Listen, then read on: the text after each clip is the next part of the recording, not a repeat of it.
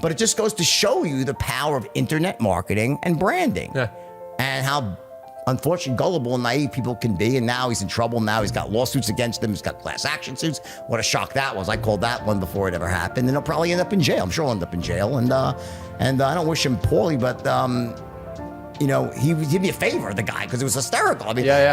And when I was done with him, I was like, my staff was like, you were too nice to him. I'm like, no, relax. Yeah. Someone comes into your home, you don't attack the guy back.